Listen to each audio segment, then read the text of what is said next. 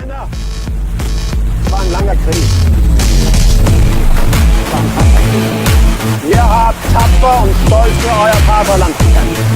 Seid eine besondere Truppe, die ineinander... Hey everyone, this is the Hydra Hut. So this is Doppelganger. This is by Alterna Comics. A doppelganger, in mythological lore, is a creature that can take the shape of some other creature or some other person, thing, being. There's a lot of different variations on the mythology behind that. And then there's also the modern day trope, which is where a doppelganger is just somebody in real life who looks strikingly similar to you. This has popped up a lot in TV shows and such. Again, this is by Alterna Comics. If you're not familiar with Alterna Comics, they're a independent company that is bringing back newsprint. If you're not familiar with newsprint, it is this floppy page kind of style. This color print. It's nice. It's cheap, and it allows them to sell for $1.50, which is pretty awesome. A lot more places are carrying them. And the guy's, Peter Samedi, the owner, is very, very reachable on Twitter if you have a local comic shop that isn't, that you think should be selling these guys. Anyway, let's jump in. This is Doppelganger. Sometimes your worst enemy is yourself. Obviously, if you're familiar with doppelgangers, then the title and that is a very clear foreshadowing to what this might be about. So the comic is by Jordan Hart and Emmanuel Xerx Javier. Jordan Hart does the story and the writing, and the coloring. Emmanuel Javier does the penciling and the inking. The art's good. I mean, it's not amazing by any stretch, but it's very passable, kind of utilitarian. Considering the fact that it's a $1.50 comic, and the art is better than a lot of stuff that you would pay $3.99 for if you were buying from Marvel, it's pretty good. Standalone compared to a lot of things, not so much, but considering the current market, it's high quality. The story is pretty gripping. It pulls you in. There's a lot of dialogue, but it's all very short, and the scenes kind of carry the story along.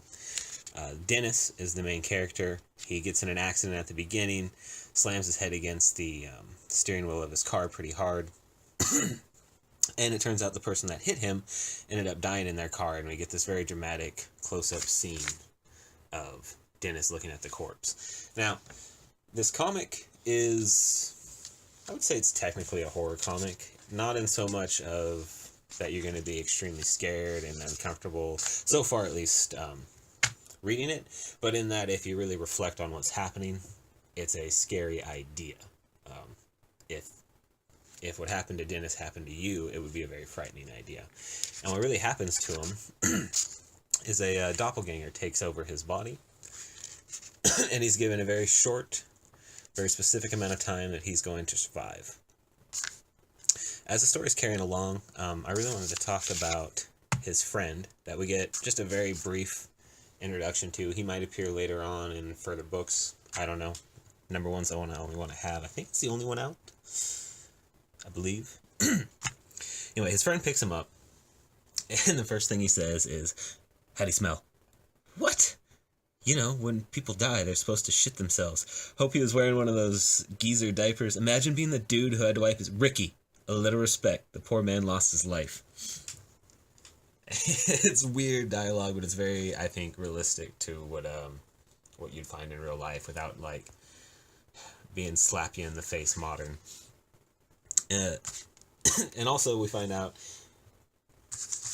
I will say this, when we see him at work, we get a lot of backstory just in this dialogue as to what type of person Dennis is. And that's further pushed on when we meet his friend. We also find out that Dennis plays... It's probably Magic, but they don't want to call it Magic, so they're calling it Fantasy, but it is definitely a card game. And we learn from this that Dennis puts his family first before everything, but he still makes time for his friends. All in all, he's a good guy. We're introduced to Dennis's family. His wife is honestly, his wife's banging for what Dennis looks like. So go, Dennis. You're doing good for yourself, buddy. We get to see he's got a daughter, a dog, the perfect little family life going, apart from the fact that his job is just utter trash. His wife gets on him for going to work with a concussion, especially after having that wreck. But all in all, it's typical family behavior, and they're just setting up more story for what type of person Dennis is. I'm going to go ahead and skip along. So eventually Dennis runs into the doppelganger that took over, or that basically created a version of himself. And that's when the doppelganger explains that Dennis has a very short amount of time. Let's see, when was it? Let's see,